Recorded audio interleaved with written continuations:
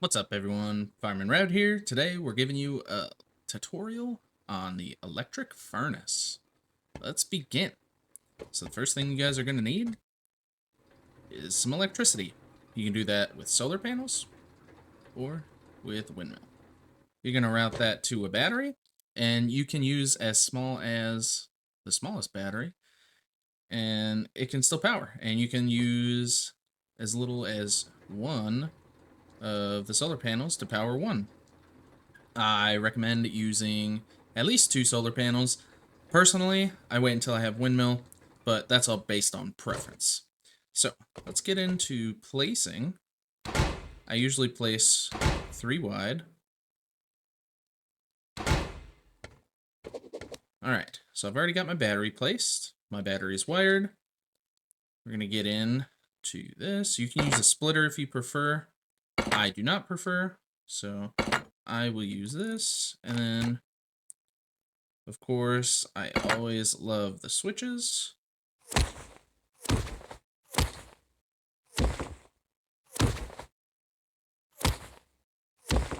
Alright, so the first part is electrical.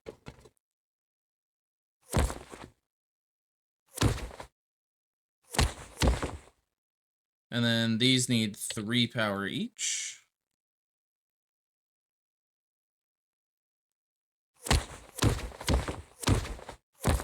And then we can just bring it over to the other side. I like to hop on top. And then there's 3. You got the turn on, turn off, and the power. I only ever worry about the power. I never use the other ones. To this day, I have not used them. If you want to get extremely complicated with turning them on, turning them off, conserving power, all of that, you definitely can. I prefer not to, because I feel like it just wastes power. Alright, so now that they're all wired, you see, flipping the switch and giving it power doesn't do anything. You actually have to come over here, hold E, and turn it on. And get that lovely buzzing.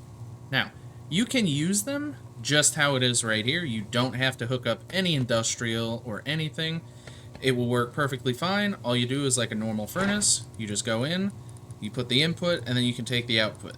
This one you have choice for 2, and it'll give out 3. You don't need any wood. It's super convenient, especially for solos.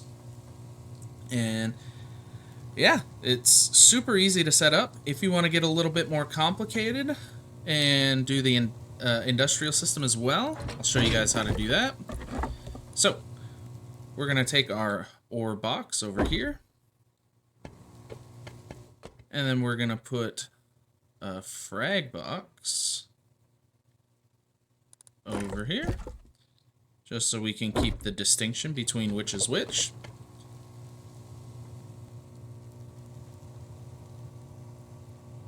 And we're going to give ourselves a bunch of resources. Let's see. We're going to get a couple thousand metal ore.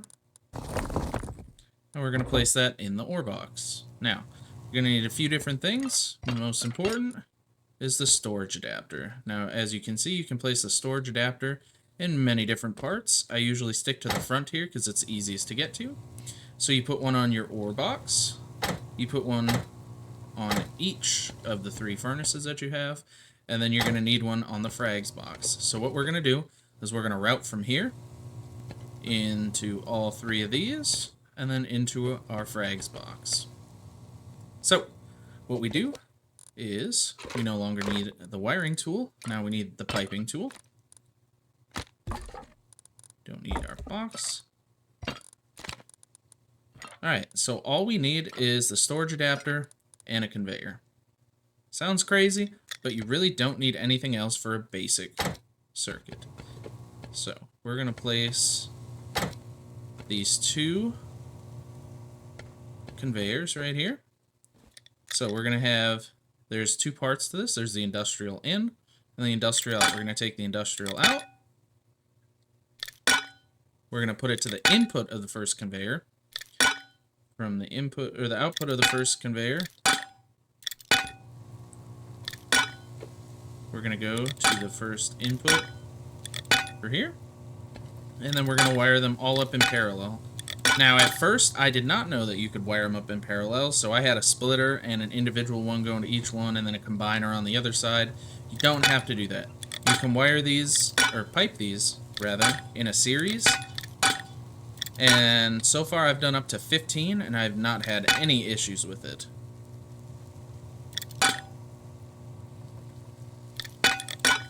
Alright, then we go from the last output to the other conveyor. And then from this last conveyor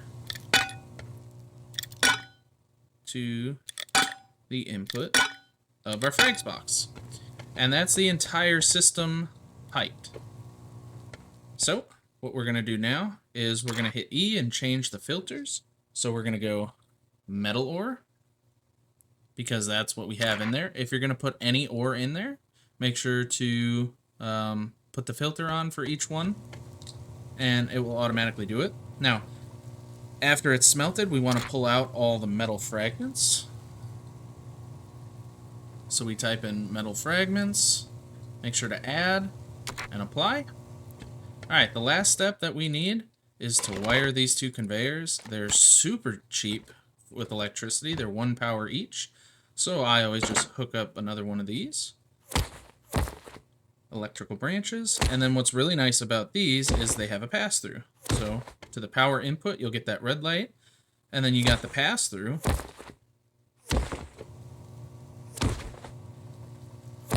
And you bring it over to this power input. And all that took, we didn't have to touch the electrical branch at all. Just 1 power per conveyor. And then we can start. We can turn it on. And as you'll see, it'll start passing stuff through. Oops. And it's automatically placing it in each one. And it keeps it relatively similar in each one, and it'll automatically pull it out through this conveyor. And we're starting to get that deposit right in here into our frags box. That's the basic setup of how this works. If you guys would like to see more, I can show you how to auto fill your TC with as much time as it can take, depending on what server you're on. And I can also show you how to auto sort when you have your one box here, your ore, and then in here you could have a sulfur box, a stone box, you could have a metal frags box, and so on and so forth. So, if you guys would like to see how to auto sort, or how I auto sort, correct myself, how I auto sort, stay tuned. We'll get some more videos out. Thank you guys, and I hope you guys have a blessed day. Don't forget to check me out on Twitch, twitch.tv/FiremanRabbit. Thank you guys for all the support, all the love, everything. Have a great day.